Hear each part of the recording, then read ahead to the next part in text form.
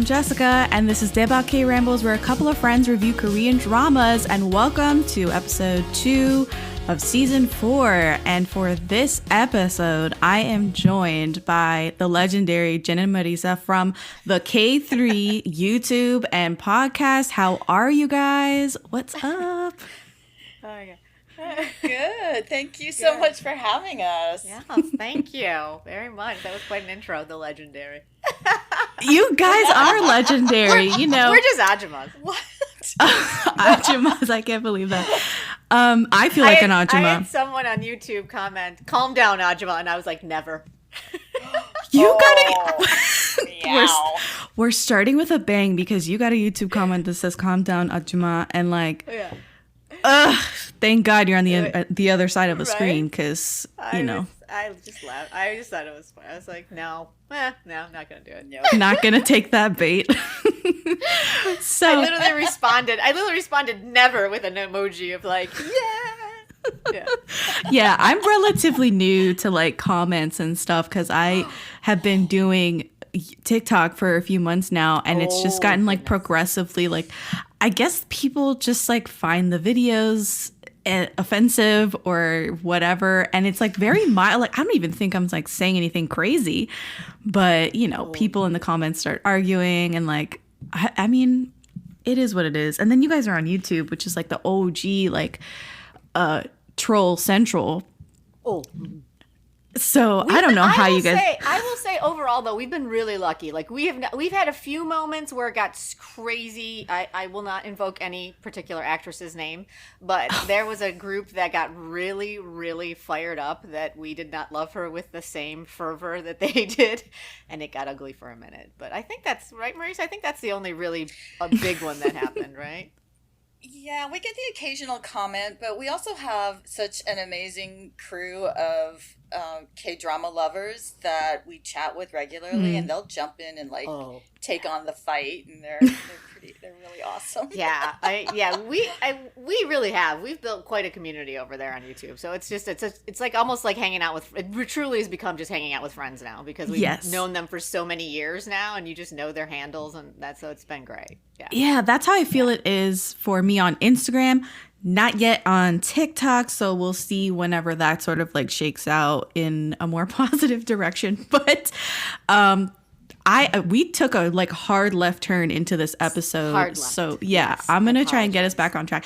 In case you guys don't know, Jenn and Marisa have been YouTubing and podcasting for a long time. When I kind of started my Daebak accounts, you guys were already like super popular and just had such great takes and were a wonderful voice in the K-drama community already. And so when season 4 rolled around, oh my gosh. Yes, it's so great to hear. I know.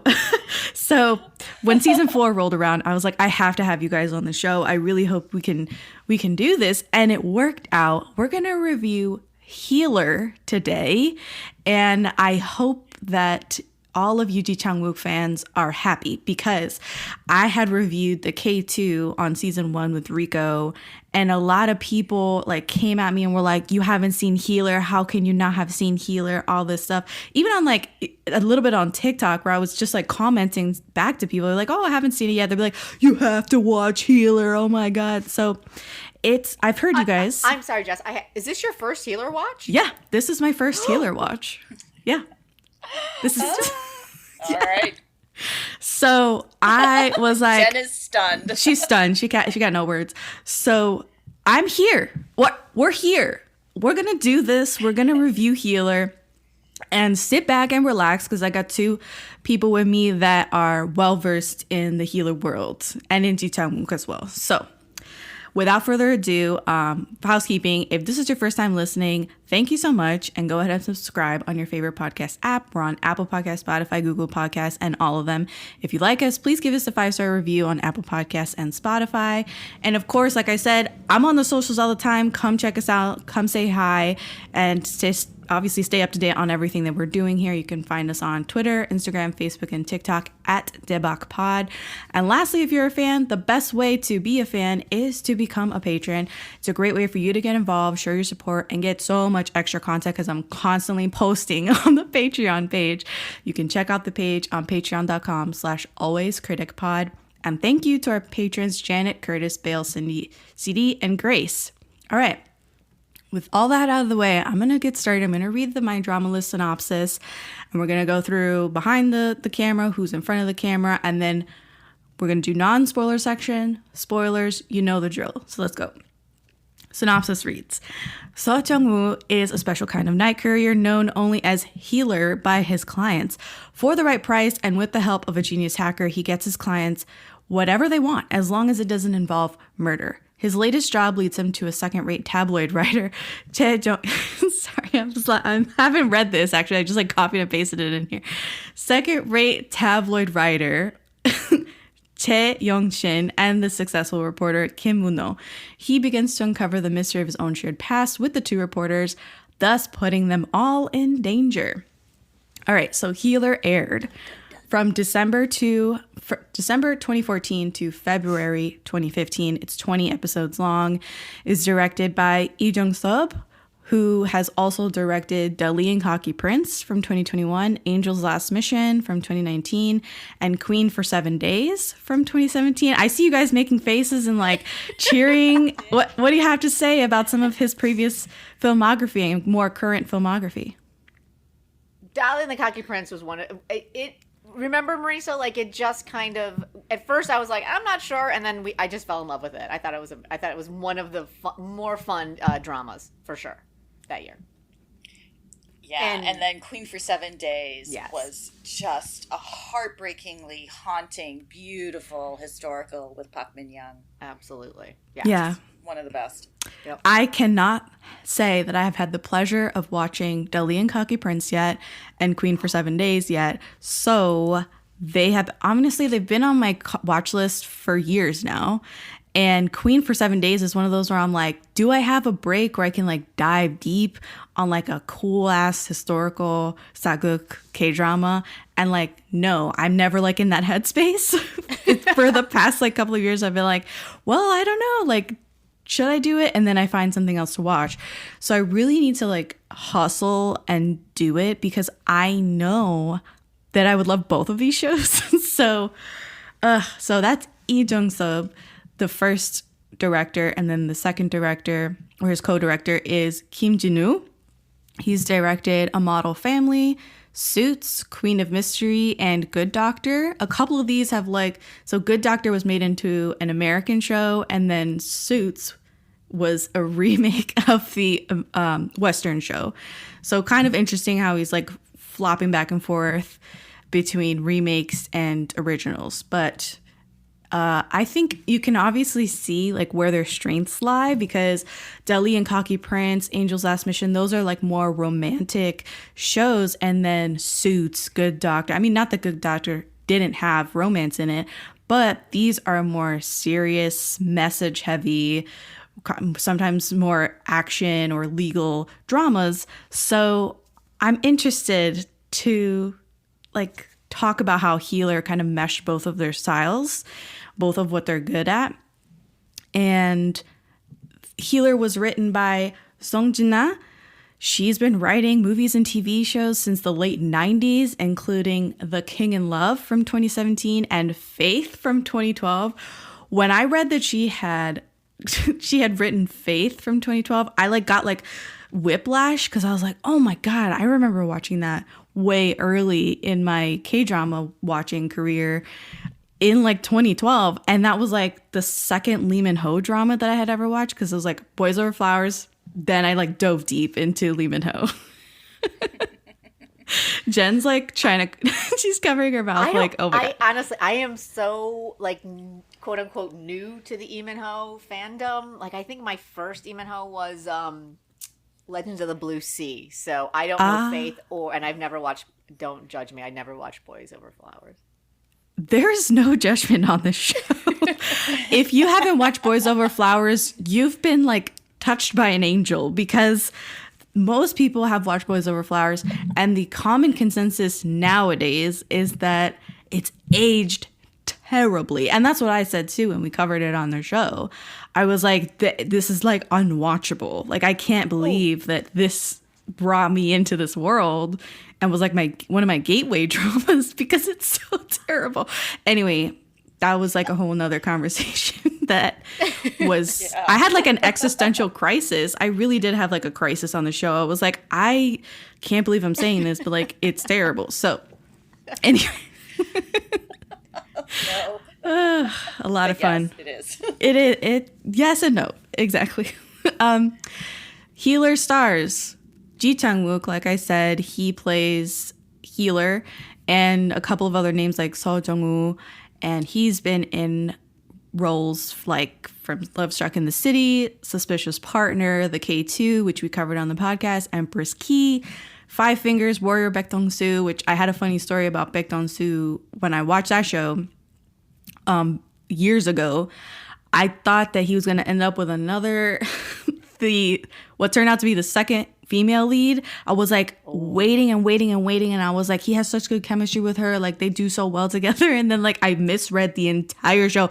He ends up with this other girl who was like, turns out to be the real like female lead. And I lost my shit. I was like, felt betrayed because I just had sort of like, I projected that he was going to end up with this other girl, and I didn't read the tea leaves on it. So it's been a long time since I felt so like betrayed at the end of a show, where I was like, I understand that this wasn't a romance show, but at the same time, right, I thought he was going to end up with this. God, it was so, that was eye-opening for me. Traumatized. I wasn't. It was as eye-opening, but the K2 for me was pretty close to that. Like I wanted him with the older woman that he was hired to protect. Yeah. That was the relationship. That was yes. what I think that's what everyone wanted. And when they kept trying to force feed us that Yuna, Yuna, like, no. Did you remember the ramen dance? Oh my god! I just stop it. I just couldn't. We talked about it. So we talked about this on our show too, where I was like, Rico, were you sensing like the sexual tension between Ji Chang-wook and the older lady who's like essentially the villain of the show? And he was like, I didn't get any, like he was like trying to like play it down. And I was like, are you kidding?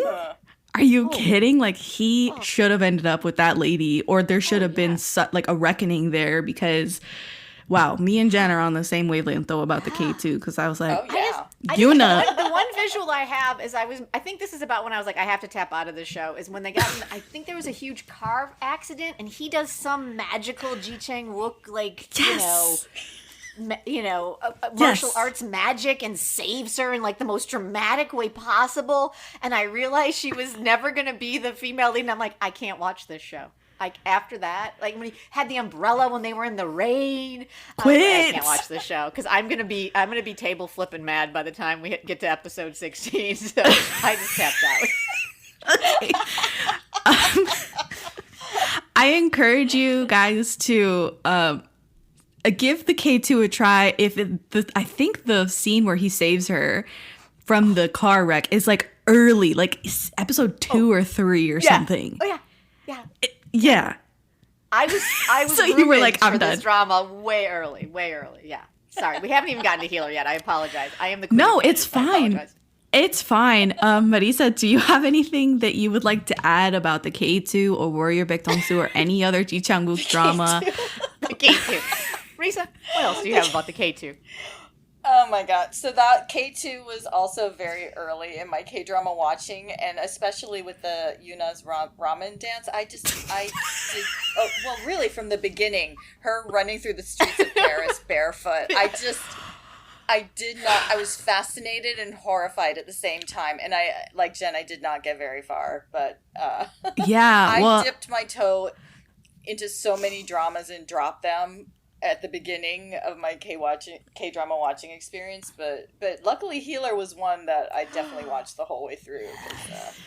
There were some bad ones. I think a lot of people, there were some, like I've heard mixed things about Love Struck in the City, and I remember watching Five Fingers. I don't know if you ever you've ever watched Five Fingers. That was like a high episode count, like weekend drama. It was this drama between him and his brother, and they were like piano prodigies, like warring between each other and trying. It was like this whole, there was like a piano that they were trying to, it was a lot. And I never finished it because I was like, this is going nowhere. Like they're just, and I didn't realize that it was such a high episode count. So I just kept going and going and going. Anyway, long story short, I've watched plenty of Ji Chang-Wook dramas. I've said this on social media to certain people who have asked, or on TikTok early in my days, where I was like, I didn't realize that saying my opinion was so offensive to some people. And I kind of backed off after that.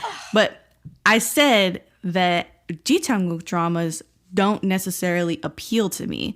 I am never one of these people that's like, oh, Ji Chang-Wook has a new drama, I have to go out and watch it. Like, I haven't bought stock in Ji Chang-Wook up until right now with Healer. So we'll talk about that. Now you understand, Jess, why all of us who watched Healer early on, every time he puts out a new drama, we're like, please be good. Please be good. Yes, please. We are begging. Please be good. Let me finish this one. We just want to finish one. Yes. I get it. Like, after watching Healer. We will always try. I understand. I'm here to say, like, without giving too much away about my thoughts, like, I get it. Finally. So. Yeah. Welcome. Yeah. Welcome. I'm glad to be happy to be here. Happy to be here, guys.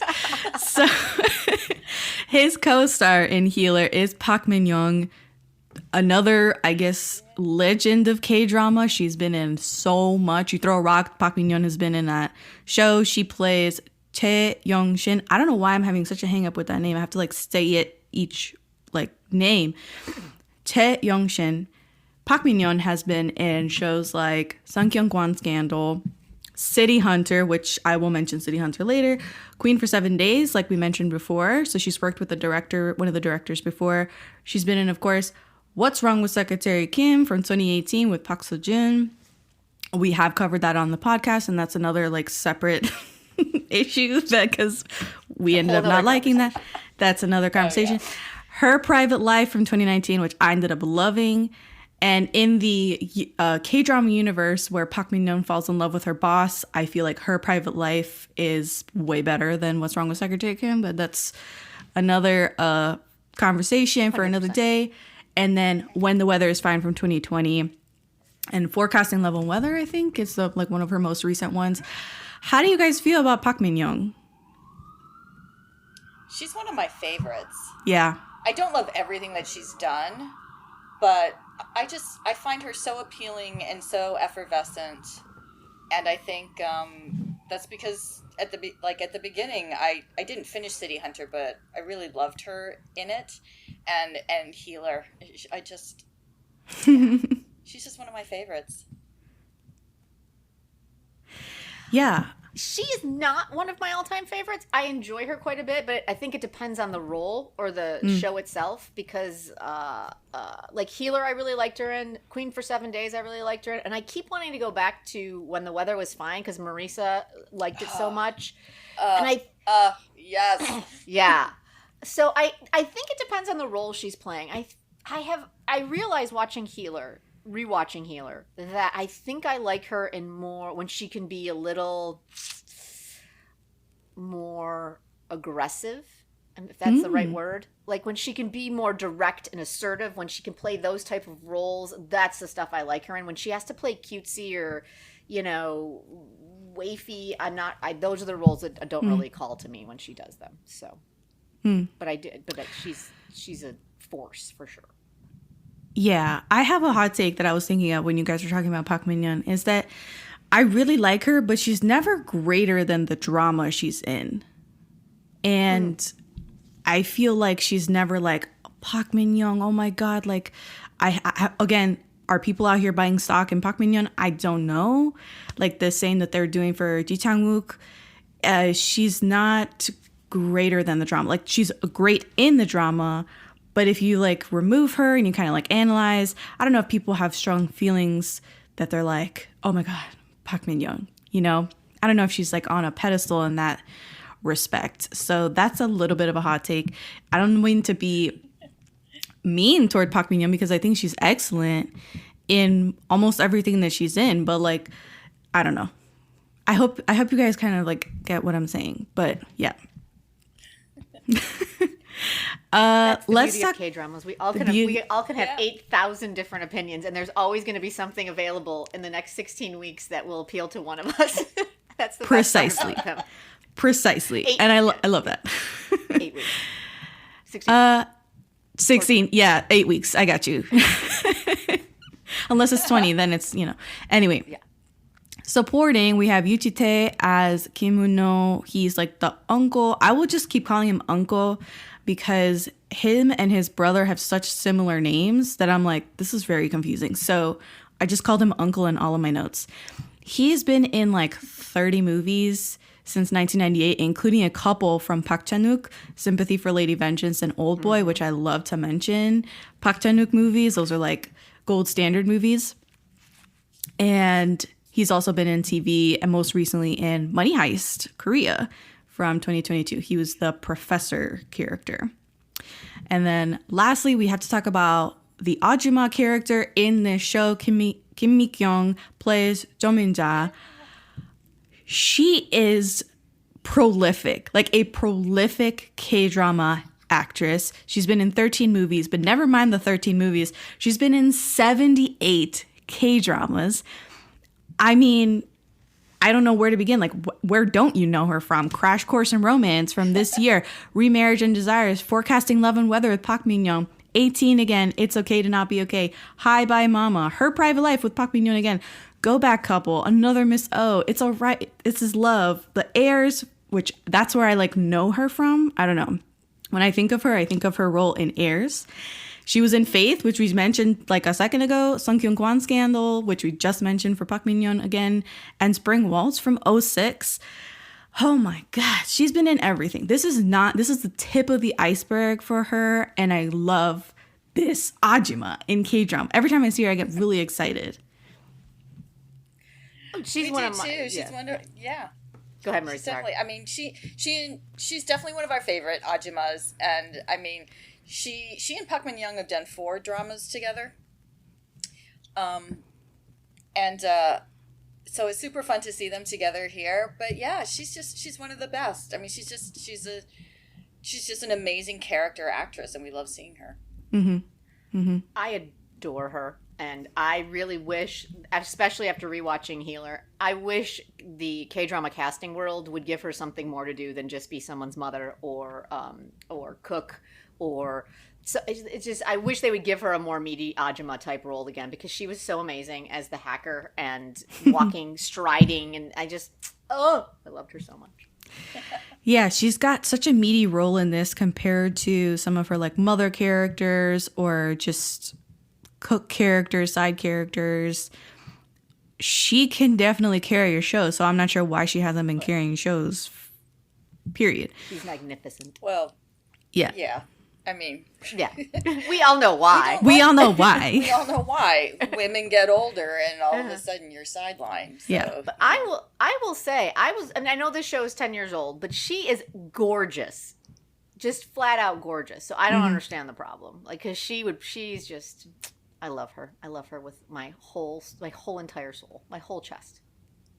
Yeah. I agree. I love her with my whole chest too. And I hope that she can just rise above. Like, where's like the Ocean's 8 of K-drama that she can like step in and be amazing? That'd be so amazing. You know, where's like the Helen Mirren roles in K-drama that she can take over? That's like, anyway, that's a whole nother conversation too. But Whole nother conversation. However, we have come to like the end of our cast and directors and writers. So I guess it's a little bit obvious, but like, what did you guys think of Healer? And maybe since you guys have already seen Healer and this was more of a rewatch, how do you guys feel returning to Healer after, however long? Well, that's really the key to this. I mean, there's the me that watched this in 2016 when I first started watching K-dramas, and then there's the me that watched it over the past couple of weeks and it was this walk down memory lane to a time when all of these tropes were new to me.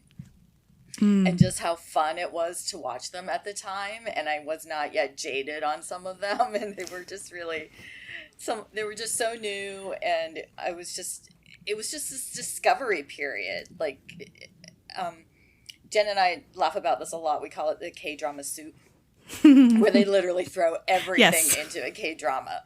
You know, we can go through all the tropes, but generally speaking, this just. Then and now, it's still one of my favorite K-dramas. Mm-hmm. Yeah. I'd have to say the same thing. I was actually surprised how well it held up when I started watching it. I actually wanted to watch every episode, like, until its fullest. I just did not have time. But it moved quickly. The story was enjoyable. I mean, obviously, it's 10 years old, so there were a few things where you're like, okay, yeah. But overall, I thought it was really enjoyable. I really enjoyed it on a rewatch, for sure. I thought it held up well. Yeah. Nice. Yeah, I thought it held up incredibly well considering it is about 10 years old. Mm-hmm. This is my first time watching Healer. And at first I kind of felt like, oh, this feels a lot like City Hunter because you got this guy who's like trying to keep his identity under wraps, and he ends up having some sort of vendetta that he needs to work out, or revenge plot. And the plot ended up turning out to remind me more of Little Women. I don't know if you guys have seen the Little Women that just came out with, that all-star cast. Yeah. But really?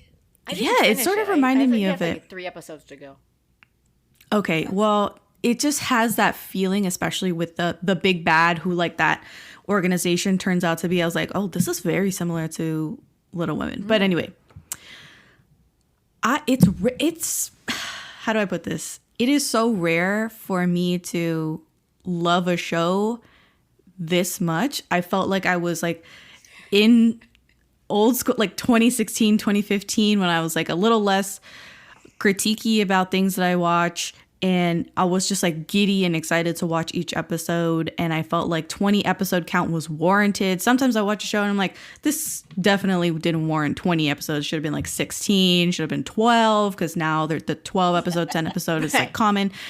But I felt like it was a really cool, fun experience. Ji Chang-Wook did amazing. He turned this character into someone with a lot of dimension and loneliness, and the drama took the characters on a journey. It was a journey of like self-discovery, a journey through revenge and justice and finding peace on the other side. And they covered themes like identity and belonging and love and loss and trust, what parenthood looks like through the lens of trauma and adoption. And I thought that the whole thing was just beautiful and well-crafted.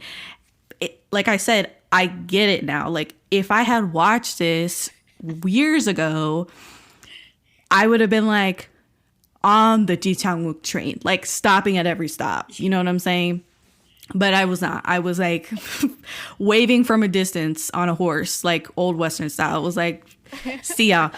I also thought it was rare it's rare for me to love all the side characters.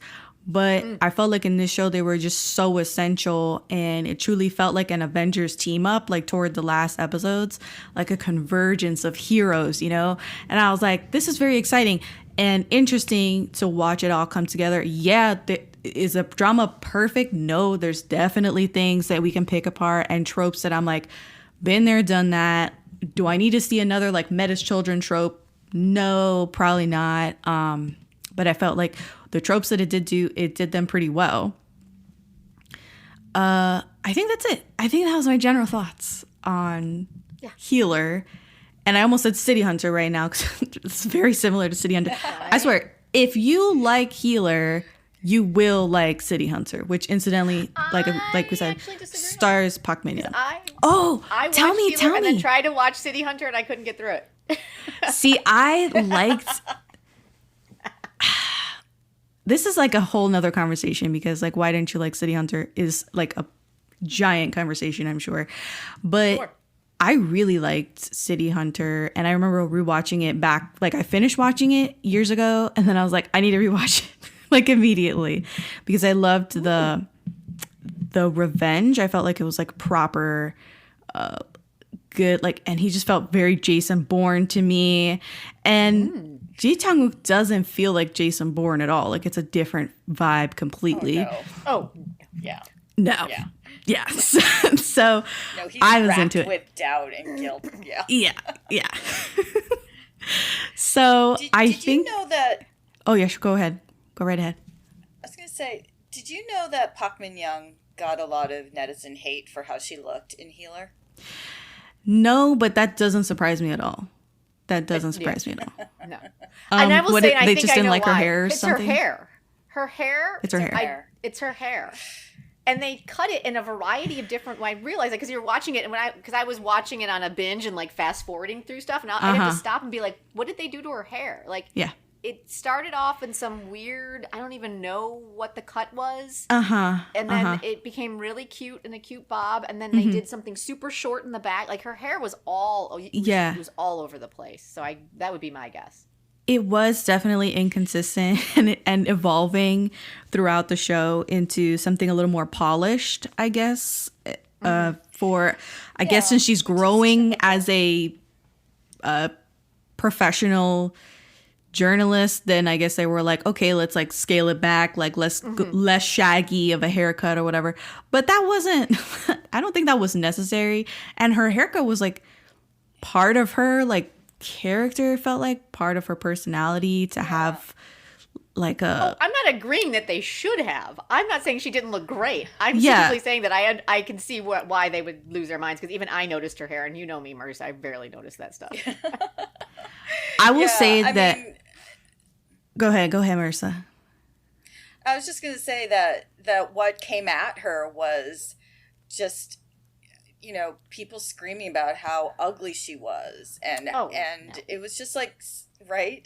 Like how hurtful that an actress can't make a choice to play a character, and by the choice of her hair is telling you this, what I look like does not matter to this budding journalist, and, but that poor Park Min-young has to like weather all of this, these personal attacks because she makes a choice as an actress. So, that's what? Yeah, netizens are vicious, and over stupid shit. I'm shocked. I really am. Like when you kind of like went more into more detail, I'm like, oh no, like this got out of hand with a quickness, because she doesn't look like Park Min-young usually looks, but I don't think it's that serious. Like I don't think it's that serious at all. Wow. Yeah. Backlash over your hairstyle. Okay. Fine.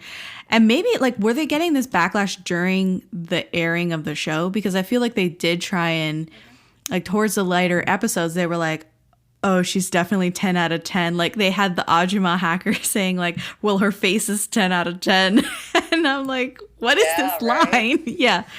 Like trying to convince the audience that like she's still attractive despite her kind of like haphazard appearance sometimes. But like, wow. Okay.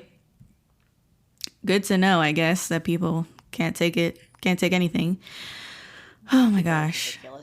It's ridiculous. I was more offended with Ahjumma's hair, because why they gotta crimp her hair like that? Like she looked pretty horrendous. Well, it kind of goes with Marisa and I have talked about it a bunch of times, is that they always make the crazy person have the curly hair. And so the wilder your hair is, the more unhinged you are. And so our poor Ahjumma was definitely in that K-drama trope of hair equaling mental stability. Right? I know, I agree with you. It's just annoying because she just looked what is it, like a dog, like the dogs that they like groom them, kind of like her hair looked.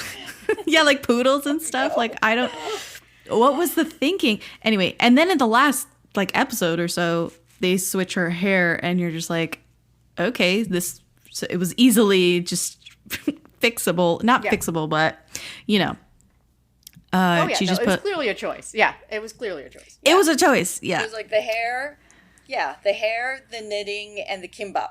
Yeah, it was like hair, knitting, kimbap. I don't know what you. Yeah. Right. Yeah. Her things. The ultimate shut-in hacker that has no. Oh yes. Yeah. I was like, what? I mean, she did an amazing job, and I loved her ahjumma character. But yeah, I mean, we could have brought her out into the world more often. Because that's, we're going to get to it, but the scene that she did have where she went into the coffee shop. So good. Oh, God. Yes. We'll definitely talk about it. Definitely bring it up in the spoiler section. I thought that the hacker, because they introduced this hacker, ahjumma, who like books the clients and stuff, it reminded me a lot of just assassin culture shown in media. Like, it's the same thing in like Bullet Train, Mr. and Mrs. Smith. Like, they always have backup of some sort. And I just love how he's not like front of house, like she's front of, but then she's not shown, like she's just behind a screen. So it was kind of cliched in and of itself, but it's fine. Like, I like her. Yeah, I mean, it's such a typical character to have this hacker that can, like, get you through a maze just by tapping into all the cameras. But like lately in K-dramas, it's usually like a K-pop idol who they want to make nerdy, or it's like a hot girl, yes. or like in Taxi Driver, it's the young woman. It's such a trope. So that's why it's so amazing that it's the best ahjumma. The best ahjumma. The best, yeah. I was laughing because Jen was doing, like, she was making it seem like she was like typing frenetically on a keyboard, and that's like one of my least favorite tropes. Is actually stop doing it. It's too funny. So when she would do something, she would like hack into something, and she'd be like, "I'm in."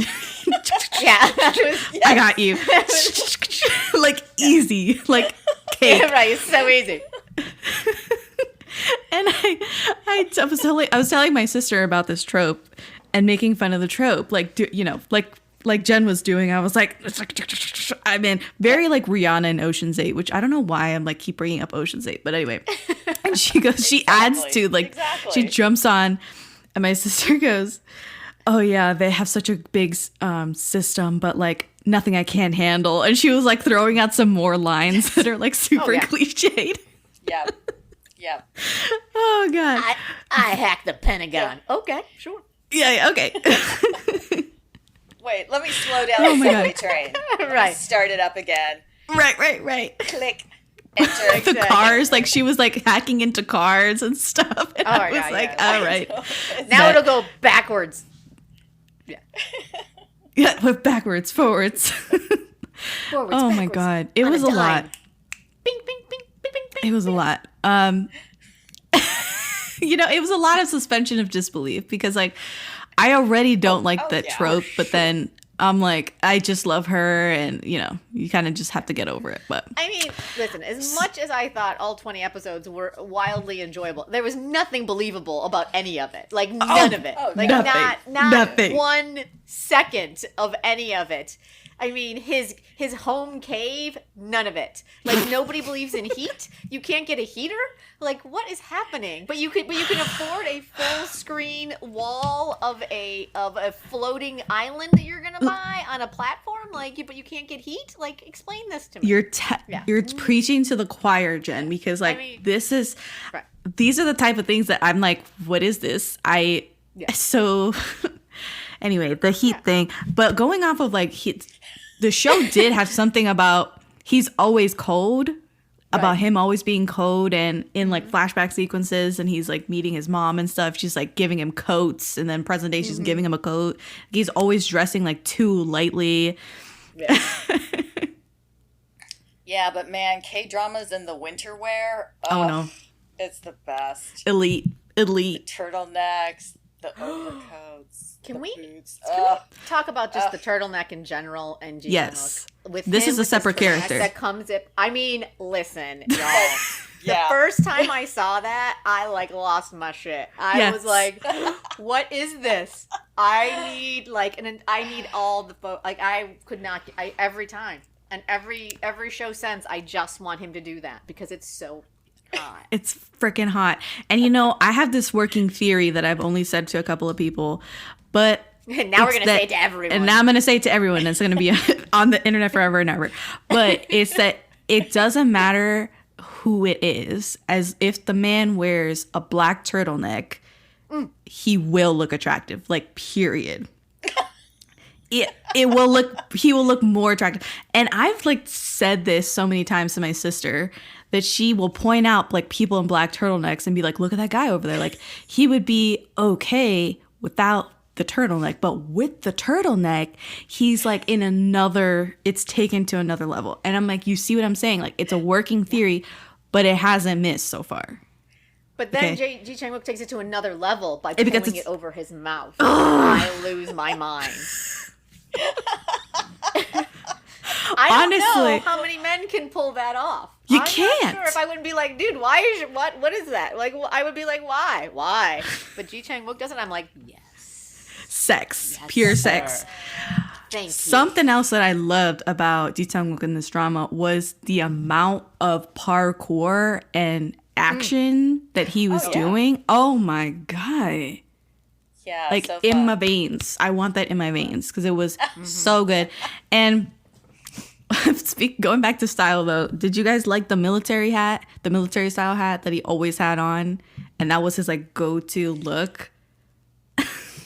Yeah, it's very 10 years ago. Yeah, right? I'm like, I think the black hat ensemble of hiding has evolved since then. Yes. Yeah. Yeah. The uniform for undercover. Yeah, that was one of the first that we saw, right? You know, well, yeah, it was in Descendants of the Sun. But yeah, the whole black bomber jacket, black everything, black baseball cap. I'm like, oh, this is a thing. It's a thing. Yeah. It is a thing. And I'm not saying it's a bad thing. I'm just saying maybe it's a dated thing because I totally had a military style hat in 2011. So, yeah, it is a thing. Yeah, it was a thing. I mean, this thing was shot, in 2014? Yeah. 2013, 2014? 2014. So, yeah, it was definitely in that era, for sure. For sure. Yeah. Korean fashion is different. It's just different. I don't know if you guys have seen Something in the Rain, but I have like a visceral reaction every time I see Coffee Bay, that coffee or cafe company. Oh, God, I forgot about that. Yes. So, yeah, no, I guess clearly do not. No. Because that's the same company that Sonia Jin's character works for in Something in the Rain. Right. And like every time I see it in a K-drama, I'm like, I have like a gut reaction where I'm just like, oh my God, trauma, like pure trauma every time. So when her dad owned the Coffee Bay in the neighborhood, I was like, oh God, no. Anything but coffee. Anything but coffee. No. I don't care. Wow, they've been shelling out the major PPL for years. Yeah, right? Yes, they have. They have for sure. That's a lot for them to live in the Coffee Bay. Right? Yes. Yeah, you're right. It is a lot for them to not only own one. Oh my God. They live on top of the Coffee Bay. And the lawyer's office is adjacent in the same room. So they live, work and consult. Coffee Bay was dedicated to Healer. They were. They did. They put a lot of money into it for sure. I died with some of the song choices that were in just the background. Just the background. We'll talk about the OST after this, but like they had Shock by Beast playing. And I was like, oh my God, this really like took me back to that time period. They had 1,000 Years by Christina Perri playing at one point, and I was like, ooh. But the OST though.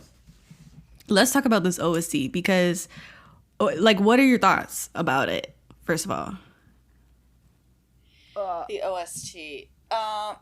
Well, you know, the song, I don't think it wasn't on the OST, but the song that stood out for me was when the ahjumma was singing 21. Oh, yes. I'm the best. Yes, that was the I was like, that. Oh, actually, that's another Something in the Rain. callback.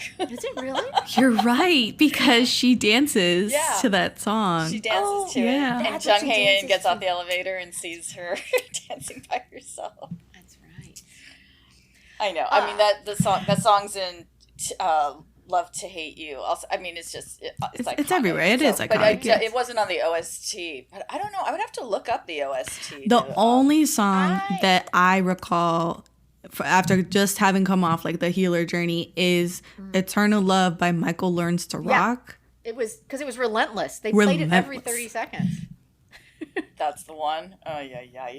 Oh, my love, I'm all yours. Over Because I'm and eternally over. yours. Jess, I literally throughout the week would wake up with that song in my head. It was such an earworm. I would sing it throughout the day. Yeah. And then I would watch my episodes and I would be on there like the needle drop was relentless. Relentless. Yeah. They really hit you over the head with it.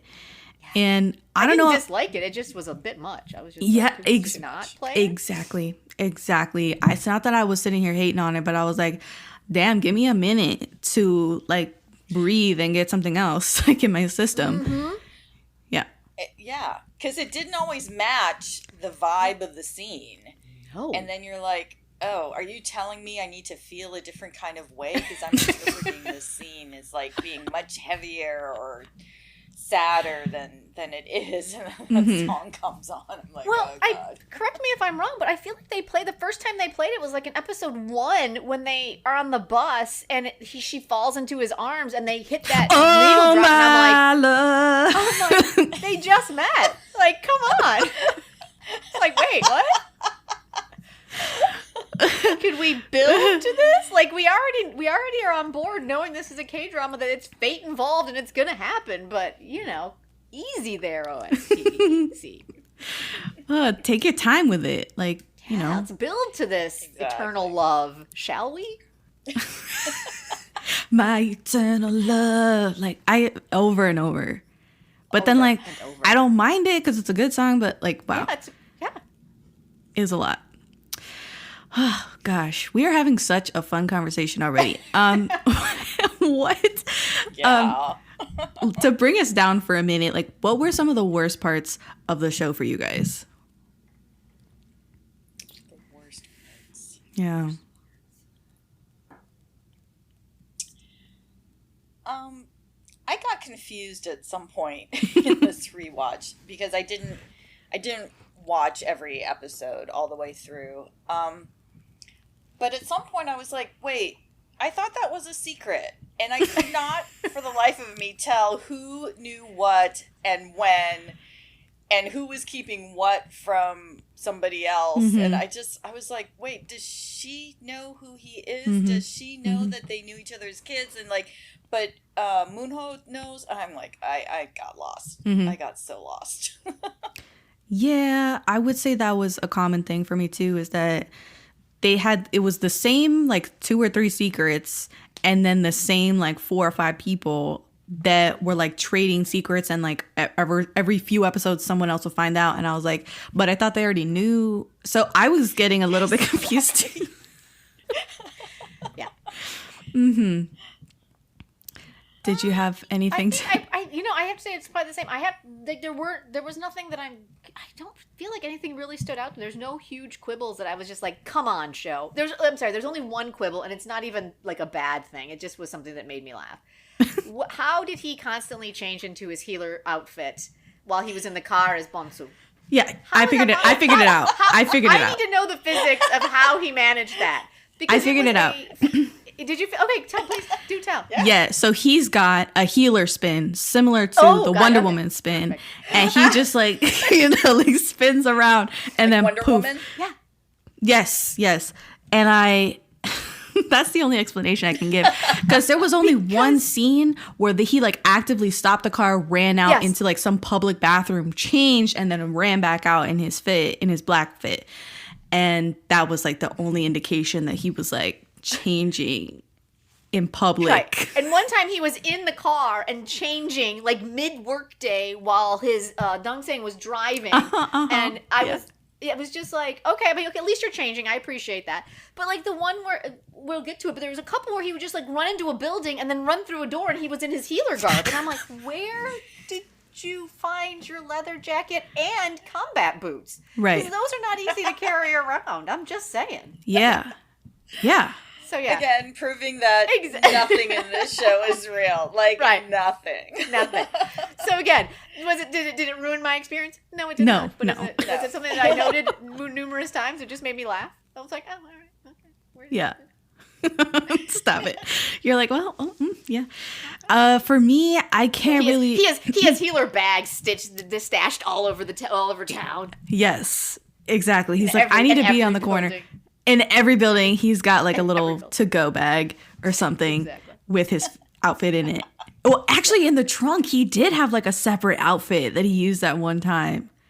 And it was like a civilian young person's outfit or something. Like, oh man, this show is too much. So I didn't have anything that I was like, wow, this sucked so much. I can't believe they did this. Or that I was just like, No. You know, this was...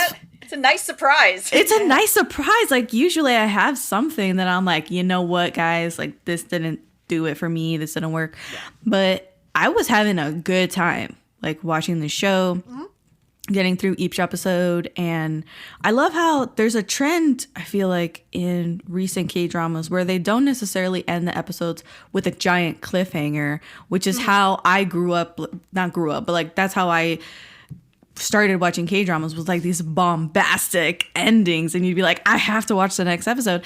And I feel like Healer was in that tradition where every episode did end with like a big cliffhanger, and I was like, well, fuck, I gotta play the next episode.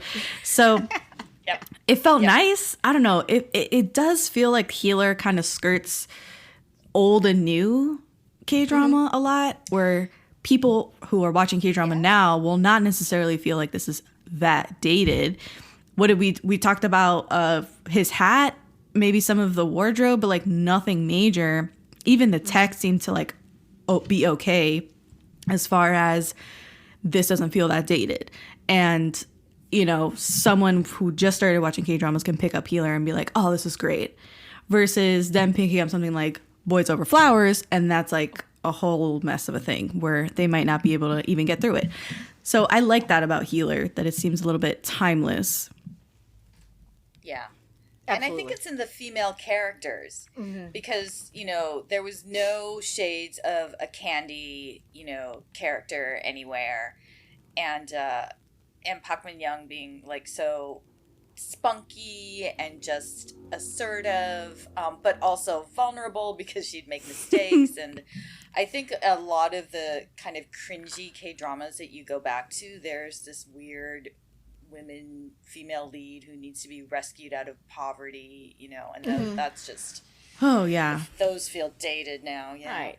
Well, I mean, she actually, you know, obviously tragic backstory for her character and all of this stuff, but she had a healthy home life. She had a father who loved her. She had people around her. Like, she had support, and she had things that I think a lot of K-dramas, if you go back, like, too far, they start to, am I good? I just said I lost connection. That if you go back too far, sometimes, like, every woman has to be rescued by the male lead and all of it. And that's what I found really enjoyable. And that, again, goes back to that timeless thing, is like, yeah, her character was fairly well-rounded without Healer being in her life. She didn't need Healer. He just happened to not complete the picture, but, you know, was a nice addition to what she already had.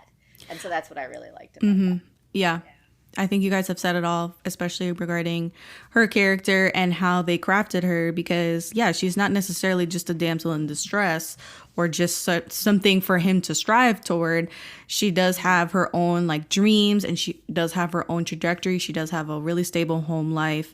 And being with him isn't, like, drastically changing her life. He's just a nice to have thing, and that's essential to, I think, crafting modern female characters, is that they just can't be this one note damsel in distress, or, you know, they just want to be married, they just want to have a man or whatever.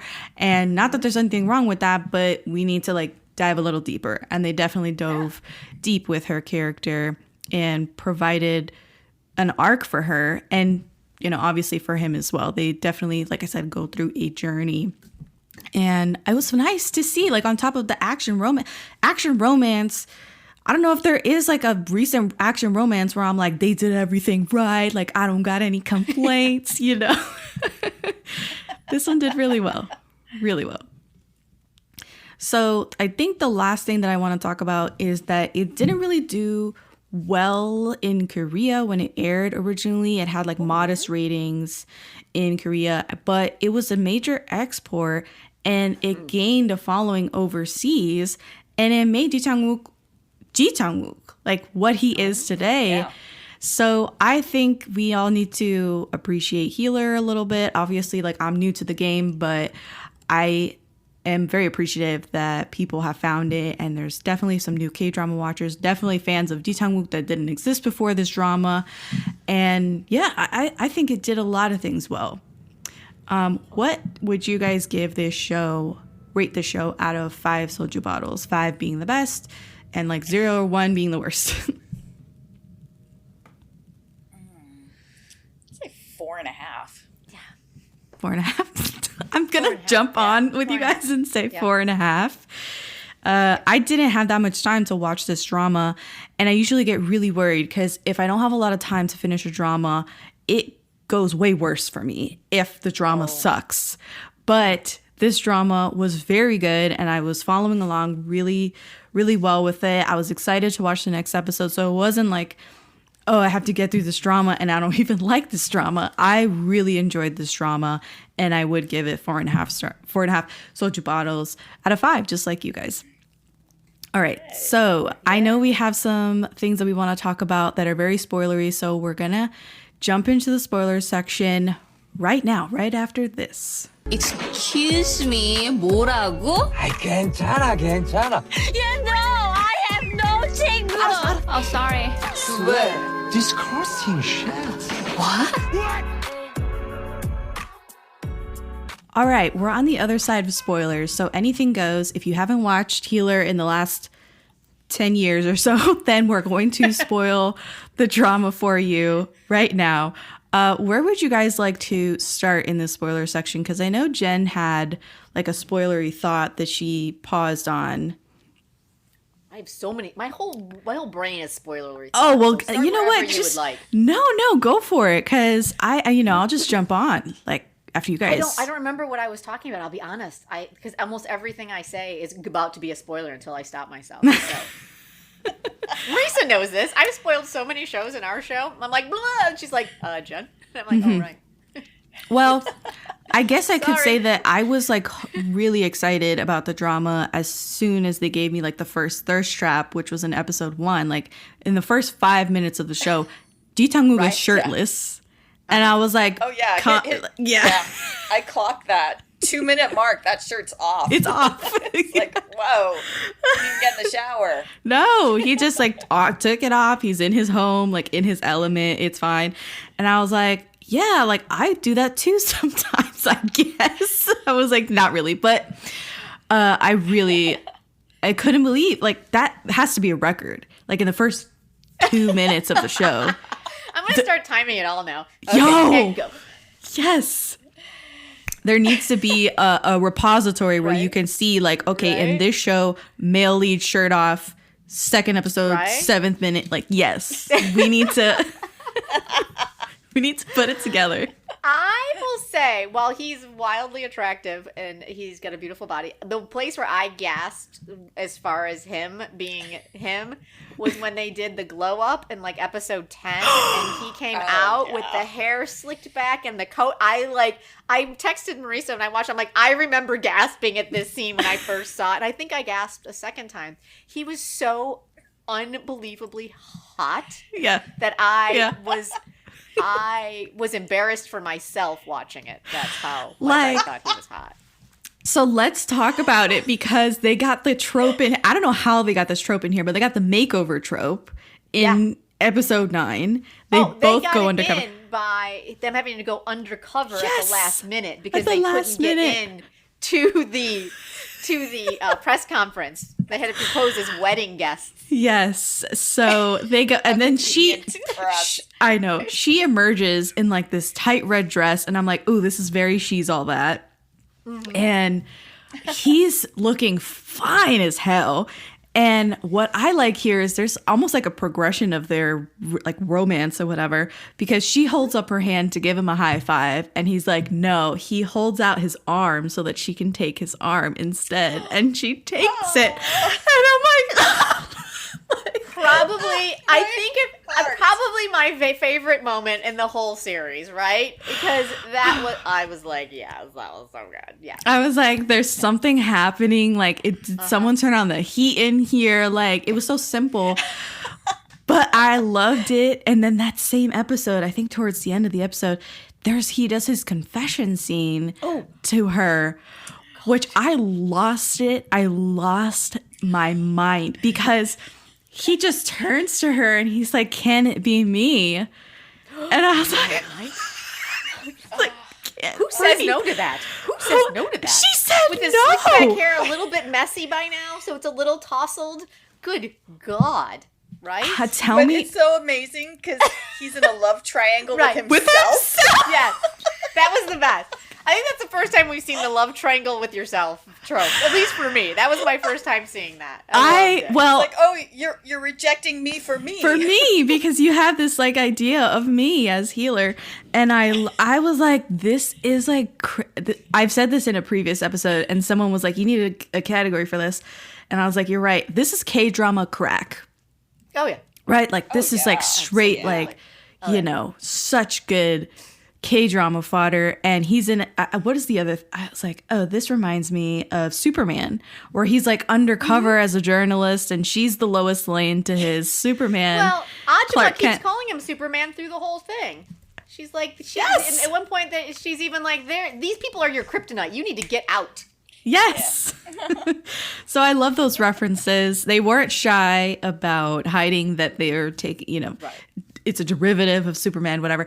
But I loved that he kind of made a play for her, like as this undercover Bongsu character, and how he crafted this other like this other persona who was very jittery and cowardly, and he kept like stuttering and stuff. And I was like, this is freaking fantastic. Like I loved it. Right? I loved it. I literally just watched it, but the very final episode when he's finally introducing himself to her father and he's beating the crap out of all the thugs that are in there and he's like, hello, sir, like sidekick, punching another guy. Are you closing your eyes? You know, young shit. She's like, yes, and he punched someone else out. He's like, so this isn't actually how I wanted it to go, but face punch, you know, it was, oh my God, I love it so much. Look, no one can see me. You guys can't see us, but my cheeks are turning red because like I was like, last episode of the show, he comes busting in. They get some rando, like, you know, thugs that have taken them hostage in the coffee bay, and he shows up to save them. And you're right, it's funny and charming. And how can the dad not just like be so freaking taken aback? Because he did have a specific conversation with his daughter and was like, he's not the guy that Bongsu, this guy is not the guy that I pictured for you. He's very cowardly. And, you know, I thought you would get like a strong dude who can like help you out and get you out of situations and fight and whatever. And she's cracking up herself. She's like, he has no idea. And lo and behold, like he comes out swinging in the coffee bay in episode 20, and I'm like, it's perfect. Like it's loved it. Perfect. So good. Can we talk for just a quick second? Like, I don't know who it was, but whoever they cast to play his father, the casting was so good. They do have the exact same smile. They do. That was something that I was like, that is brilliant. And I don't think I've seen that actor in anything else, but I was really impressed with the casting of that. Mm. Yeah, he never broke out. I've seen him in a couple of things. Have you? Yeah. He played this abusive boyfriend in what's the one with the 4 college roommates with Hello My 20s? Hello, My 20s. Yeah. Yeah. Jew. Mm-hmm.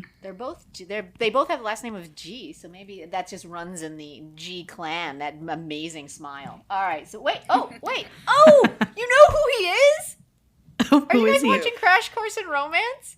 Oh, not yet. Tomorrow. Tomorrow I will start No, it. are you watching it at all? Not yet. Not yet. I'm not. Oh, you haven't started it yet. No, Oh, no. He is the he's the slimy other Oh, God. teacher who runs the J-Cho Sucks website. Yes. Yeah. Yeah. Now that I'm reading, I'm like, yes, that's him. So he's working. He's working, but he hasn't. I guess he hasn't like broken out necessarily. No. But He was perfect casting as his he was perfect casting. I really enjoyed the little scenes that they had with him. My favorite one is in episode 11 where like the uncle takes Healer to the junkyard and he's like, oh, this is like where we were encamped and my brother owned this junkyard, whatever. And Healer starts walking off in the junkyard, and they have this shot of him walking off and in perfect synchrony with this apparition of his dad, and they both kick like a piece of junk at the same time, and it's so perfectly in sync, and the way that their gait is exactly the same as they're walking next to each other, and the whole scene like brings the uncle to tears because of course like they have this dad character like turn around and smile at the uncle. And you're just like, oh my God. Yeah. It was good. It was good. I really like that scene. Yeah. I really enjoyed the whole family dynamic between Young-shin and her father and then the mother at the end.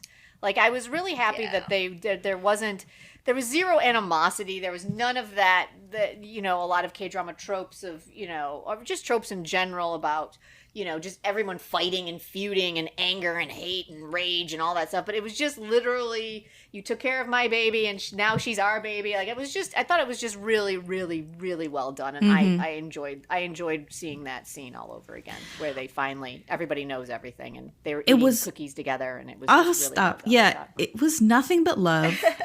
Towards the end when she finally kind of like gets assimilated into her daughter's real life, and they never do have this giant moment of,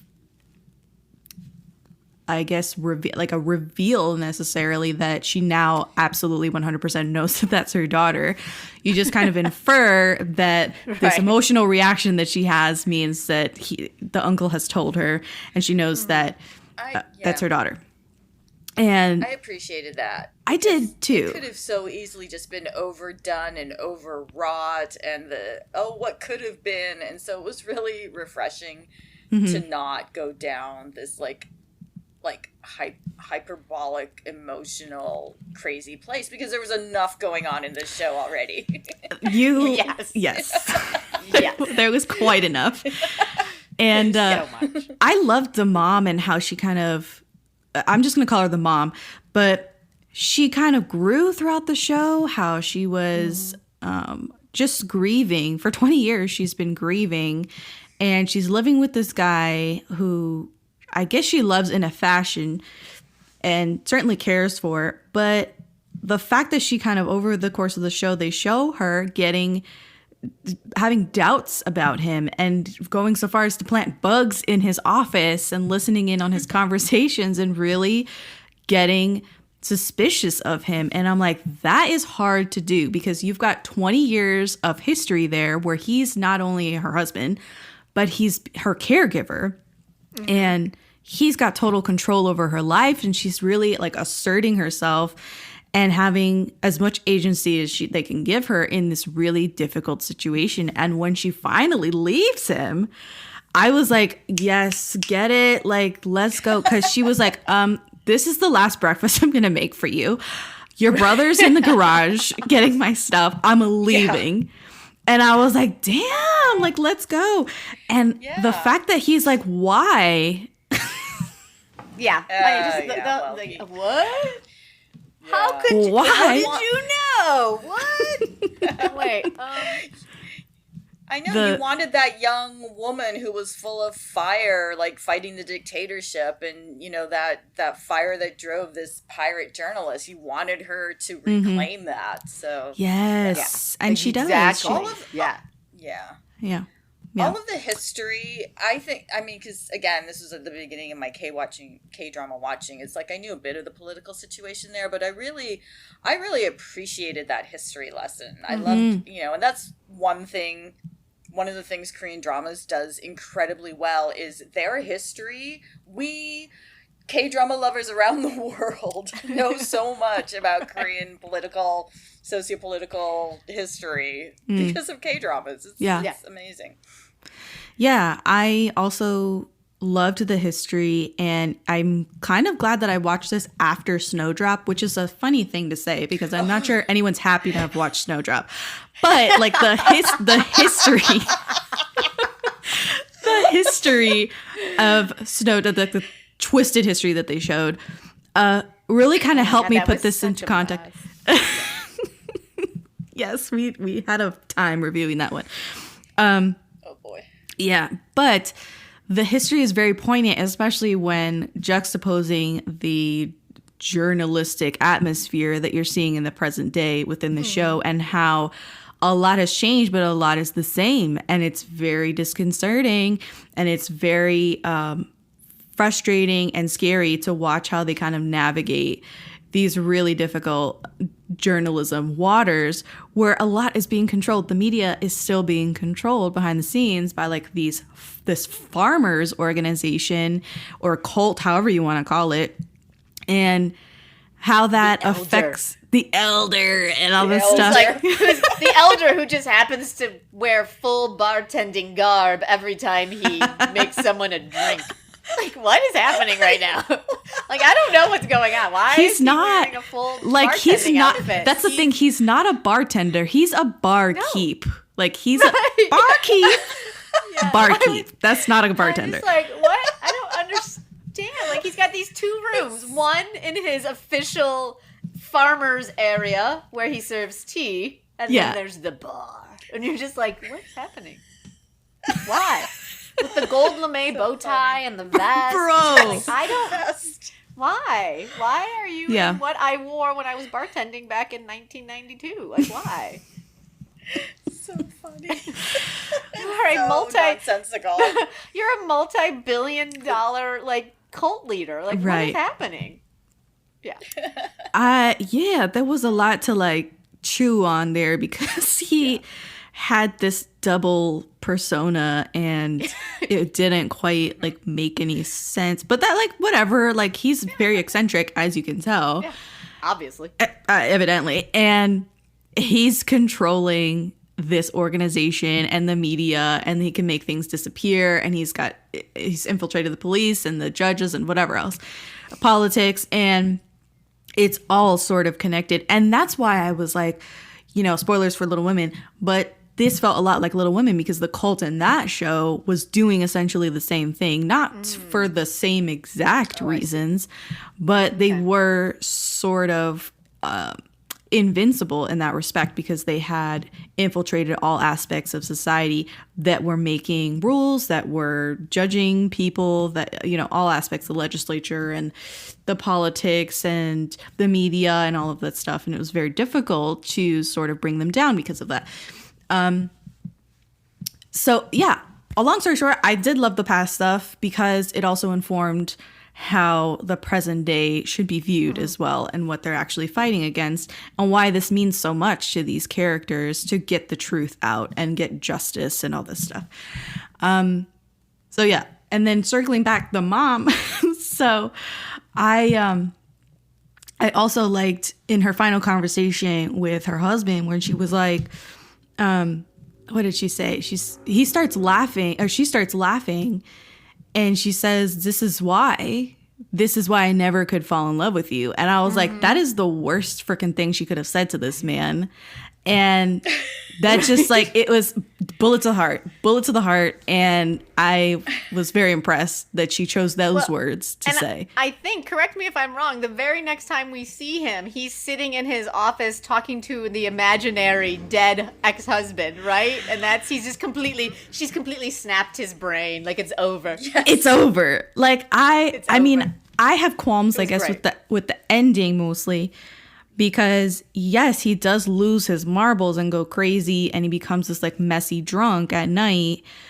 and sees like ghosts of Christmas past every night. But I don't think that was enough. Like enough of a comeuppance for this character, and by no stretch. So I was annoyed that they didn't quite give him anything more as far as what he was doing. Yeah, but if we had ended up with a courtroom scene, I would have been like... No, yeah, I don't think that was appropriate either. I'm never a fan of like final courtroom scenes and like what they did to him legally. Like, no. We can rest easy though that the someday reporters are on the story. They'll make sure that he is busted for his next thing. On that note, what did you guys think of the ending? I mean, I guess we're jumping ahead, but that's fine. We can do what we like here. It's a K-Rambles for a reason. What did you guys think of the ending? Because I think that I was reading because I was posting about Healer and my journey and posting funny TikToks. And people were like, oh, the ending is so rushed. I needed more and all this stuff, which is a common thing for a lot of K-drama watchers to say. But having it just happen to me like an hour ago, I was like, you know what? I think it's a little warranted in this case. I thought it was very quick, and I thought it was just going to be more. Like we don't see Ji Chang-Wook's character meet her mom officially as like all of the, all of the parts connected. We don't see like more of a grand reunion with her mom. What happened to the villain brother, as I just said. What happened to the Weasel Shorty man who was doing a lot of like the bidding and the murder and stuff. I was like, he's a major like issue. He's the worst. We never hear from that actress ever again, the one who was sexually exploited during the beginning episodes. Like she just she leaves and we never see her again. And more than anything, I was wanting a Shawshank ending to it where they're on an island. Like I wanted them to be on the island on a beach somewhere, kind of living out that. Right. We got a rooftop in the middle of winter, which is not the same as what I thought we were going to get. I mean, I agree. I think if I hadn't already watched it once, I probably would think it was rushed. Maybe I thought it was rushed back in the day. But, I wanted more. I just wanted more of the ahjumma. I wanted to know that the ahjumma was working with them as kind of their person, like helping them do all their stuff. Like I wanted to see more of that. But yeah, overall, I think it was going to be tough to stick the landing in any way, shape, or form because it was just where do you go from being Healer to now just being Bongsu? You know what I'm saying? Like, I mean, how do you make that palatable for the audience? They definitely did try and make it palatable, like you said in the earlier episodes where he takes a hiatus from being Healer and he's just being that reporter, rookie reporter in Someday News. And it's very difficult for him. Like he was just getting sleepy all day long, wasn't doing any work, was slacking off for like a $900 monthly paycheck. And he was like, what am I doing this for? Like he was very, not very good at his job as being a reporter. And I love how she was like, he's just like a cat that doesn't have anything to do at night anymore. So he just sleeps all day during the day. Right. And I'm like, that's fair. That's fair. Absolutely. So, I mean, I think for what they had to do, just showing them blissfully being, basically their parents. But now is a team again, another reporting team, him on the camera like his dad, her reporting like her dad, doing their thing, but doing it Healer style. I thought that was a pretty solid way to wrap it up. Right. I didn't mind that at all. It was just the set dressing, I guess, for the rest of it was like, okay, and then no answers for a lot of the villains and what they've done. And anyway, yeah.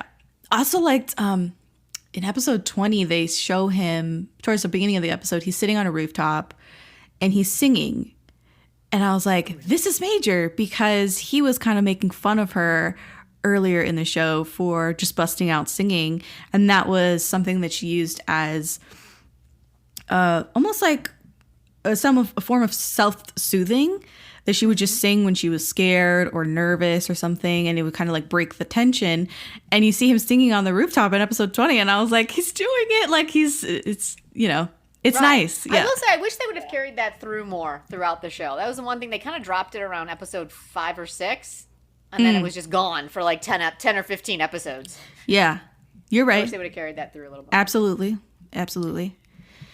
Is this Ji Chang-Wook's second drama where he's sitting on a rooftop with the female lead sitting in between his legs? Because I was like, this is just like the K2 with him and Yuna. Sitting on the rooftop. We didn't get that far. Dang. Okay. Yeah. Oh my god. If someone out there knows if he's done that in other dramas, please like let a girl know, because this is another sort of universe. Like Park Min-young falls in love with her boss all the time, and like maybe Ji Chang-Wook is sitting up on rooftops every so often with his lady like sitting in between his legs. So I think it's fair. I think it's fair. Right. Let me see. Well, I do. Oh, go ahead.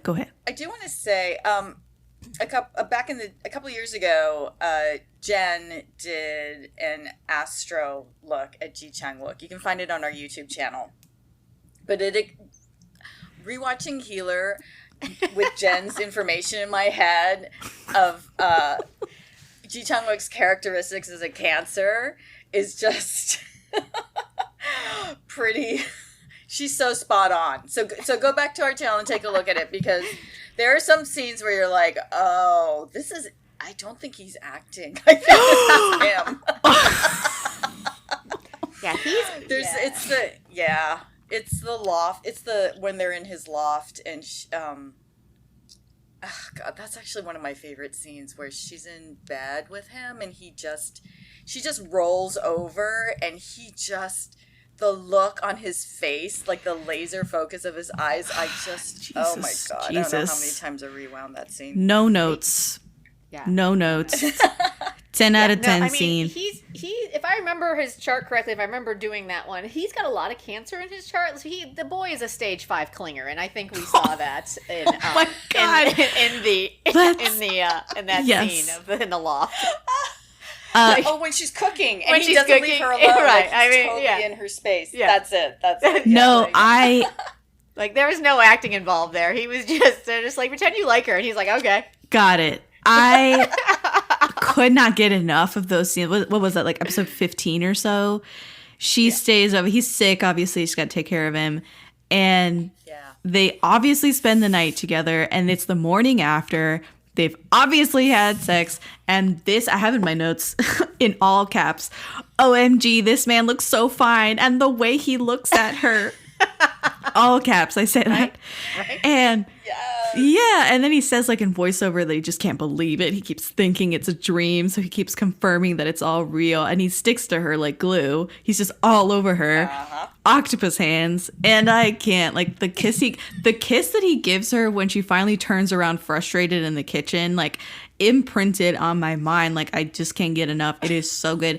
That whole like end of episode 14 into the beginning of episode 15 is like why we watch K-dramas. You know what I'm saying? Like it is pitch perfect romance and perfectly placed intimacy in a drama, and it is wonderful. Yes. No, can I just be that jerk, always, for lack of a better, less offensive word? Go for it. When she first gets into the warehouse that he sleeps in, and she finds him. Yes. The only thing I could think of after he's been laying in that bed for 6 days and not getting out of it was, I was like, if he kisses her, I'm gonna lose my shit, because I need that boy to brush his teeth. Like that's all I could think of the whole time. I'm like, I didn't remember if they kissed here or not, because I knew they kissed in the warehouse, and I was like, oh God, I didn't get excited about this kiss, did I? No, I don't think he kisses her right away. No, he doesn't. Yeah. And I was like, oh, thank God. I was very worried. I was very worried for our girl. Well, she said, I mean, he gets up and she makes me eat and stuff. So I think he might have cleaned himself up a bit. Yes. That was what I was hoping that cut was all about. And that's where I went. I was like, he got up, he brushed his teeth, he took a quick shower. Life is good. They can do whatever they want now. I'm good. I love what she says to him though, because he's trying to get her to leave. He's trying to get her to leave. Of course, he's doing that, trying to push her away. And she says, "If you make me leave, you'll cry your whole life." Whole life, right? Isn't that And the I was greatest like, line ever? I don't think she's wrong. Like, I think he's will. So, yeah. Yeah, that was a great moment. I loved that. That was great. No, everything else about that scene was fantastic. Just when she first came out, I'm like, oh, okay, drama, don't do this to me. Don't do it. 6 days. He's been in yeah. I don't care how hot Ji Chang-Wook is in real life. 6 days in a bed, that boy needs to go to the bathroom. You can't get odor through the through the screen. You know what I'm saying? There's been multiple times where I've watched a movie or something, especially because my sister, we live together, and I'll turn to her, I'll pause the movie, and I'll just be like, can you imagine how nasty these people smell right now? And she'll be like, oh, I don't want to think about it. I don't want to think about it. Yeah. Yeah. Yeah. It's true. It's true. It's so I will true. say the other 2 parts where I had a conniption was all the way in episode 5. This is when I actually fell in love with Ji Chang-Wook. And for me personally with this actor, not even with the character. But anyway, it was the smirk at the end of episode 5. He does this Sherlock move where he calculates the effect of knocking over a shelf, and he does it at an opportune time because she's in the middle of a full-on panic attack, and the asshole that she came to interview was acting crazy, beating up on some poor actress in there, and Ji Chang-Wook's character's acting the part of Bong-soo, so he's acting all soft and scared, and she takes his hand and leads him out of this chaotic greenhouse that's full of I don't know what, dirt or flour or something that's in the air. Yeah, who knows? And his worried baby face turns into this slightly devious smirk, and I lost it. I lost it. I was like, this is it right here. A++. I have nothing to say, no comment. This was the moment. You know what I'm saying? The smirk at the end of episode 5 was when the scales were taken off my eyes. I was like, that's it. That's Suddenly it right you there. are joining the group where every time Ji Chang-Wook puts out a drama, we're like, please be good. Be good, please. Please be good. Oh, God, yeah. I will say, side note, this isn't a particular scene, but I liked how the drama actually went through the trouble of telling you what they liked about each other and what made them interested in each other. He became interested in her because he found her reckless bravery really unusual and something to behold. And he thought of her as an underdog. He admired her persistence and bravery. And then on the other hand, she's talking about Healer becoming her second unrequited love because she empathized deeply with him and with him not wanting to know who he is. Nobody knew who he was, and there was this huge struggle with that, with loneliness and solitude, and she was really into that, and she was like, I can't imagine what he's feeling, and so she kind of just segued into a full-on crush after that, and I was like, this is something that a lot of K-dramas I feel miss, and we talked about that on our My Love from the Start episode, where there was no why are they falling in love with each other moment. And I found this really positive about this show. And the second scene that I was breathing hard was the first snow blindfold kiss in episode 8. Oh, yeah. That is iconic. That one's iconic. Yeah. Oh my gosh. I didn't know how to act. I didn't know how to act. I was like, this is the second coming of the Spider-Man kiss, because she's got the beanie halfway and he kisses her, and I was like, oh God, I'm lost. They lost me. Yeah.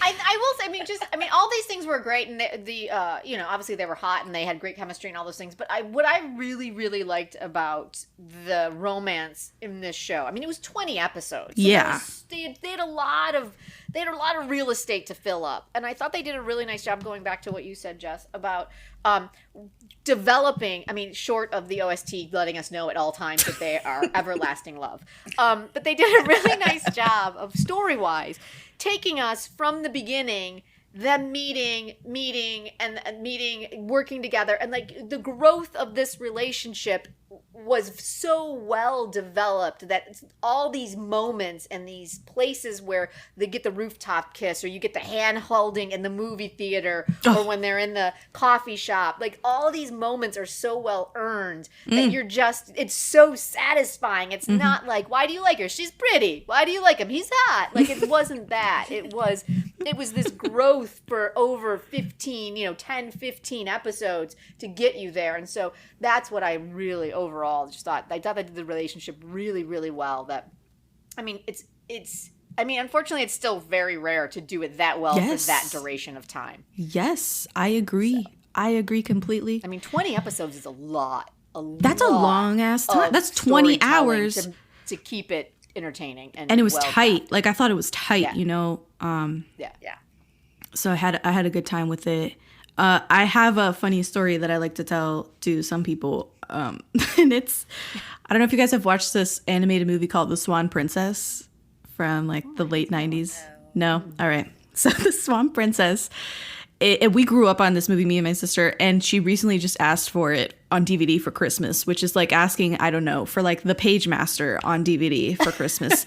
It's like of that ilk. So she was like excited. We watched it like a month or so ago. And there's this scene in it where the male lead is like, arrange the marriage or whatever. And the female lead goes, wait. What do you love about me? And he says, well, you're beautiful. And she goes, what else is there? Oof. And he doesn't have an answer. And everyone's like, what are you doing? You fumbled the bag. And the marriage is called off. So we quote that to each other all the time now. We're just like, what else is there? Like, because... yeah. So I kind of fall back on that in like my heart of hearts when I watch a K-drama.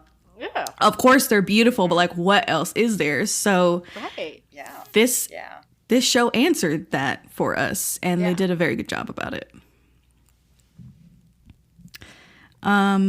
Did you have anything else to add about like the romance? Because we went like romance heavy at this point. We did go romance heavy. Mm-hmm. Yeah.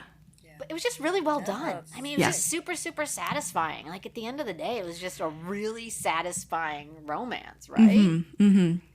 And I'm so glad it held up because, back in 2016, there were a few dramas that I kept seeing over. These are the ones to watch. And Healer was definitely one of them. And, like, it's just exploded since then. There's so many high-quality, action-filled, romance, K-drama soup dramas that it was really fun to go back and rewatch this.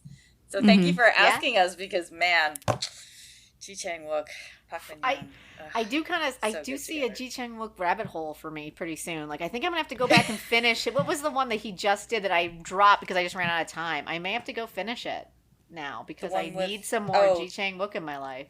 The one where he's If You Wish Upon Me. Thug in the hospital. Yeah. I didn't hate it. I just didn't love it. But I'm also looking forward to The Worst Evil, where he's playing a detective. With Wee Ha-jun. Wee Ha-jun. Oh my god. Oh my god. Wee Ha-jun's in it. I love Wee Ha-jun. Okay. Yeah, speaking of Little Women. So yeah. Little Women, I'm sorry, I didn't mean to freak out, but I just like I guess high key at this point. I like a high key love Wee Ha-jun. Right? Mm-hmm. I know. Yeah. I know. Yeah. We get it. I love him. Oh, totally. Absolutely. The last couple things. Oh, sorry. Sorry. I was just going to say the last couple things that I have in my notes about Healer was I guess Ji Chang-Wook's character, Healer's journey of identity, because throughout the show he was kind of questioning what he does as his job is that he has to be fake, never let people see him. But when he's with her, he's questioning, like, should I be my true self? And what even is his true self? What's his true identity? What does he actually want in life and stuff? And I found that really refreshing for him to actually muse about that. It's really convenient that he has ahjumma hacker to talk to throughout the show, because he's asking her really deep existential questions every few episodes. And she's like, just get back to work. Like, it doesn't matter. Hang up the phone. Like, you know, get it together. And it's nice, like, to see him actually struggling with that topic of identity. And I thought that the show, second to that, did such a good job of just payoff, like having a great sense of payoff toward the end of the show. A lot of things or quirks about the characters that you don't really think twice about are given meaning later in really believable ways. Like Park Min-young's character doesn't drive, and she realizes that, oh, it must be because of some childhood trauma. And she, like, has nightmares about cars, like, racing down the road because she was found on the side of a highway, and it's this whole thing. And stuff like that is, I guess, difficult to do because you don't see it that often in K-drama, and done well. So I really appreciated that about the show. Yeah. And I think that's it. Yeah, it was really rich in terms of where they came from, abandonment, but finding family, found family. And it's just such a rich drama that had so much amazing action and eye candy and laughs also. And then it scratched so many itches, you know what I mean? Yeah. I absolutely do. Absolutely. Yeah. Yeah. And I mean, just to go back to the whole Park Min-young's character, Chae Young-shin, I appreciated the fact that instead of starting at a place of depression and loss and tragedy and grief, she already started in a happy place. I appreciated that because I feel like that is a huge one that we always end up with. So to see her happy from the jump, and then, you know, adding to that happiness and working through whatever additional grief, you know, she was still working through without it, like, derailing her. I appreciated watching such a strong female character, you know, cover 20 episodes. I really appreciated that about, even on a rewatch, that she was able to, you know, he's the one who fell apart and went, you know, AWOL for 6 days and didn't eat or drink and had to have her use her, you know, safe cracking skills to break into his house. Quit. Right?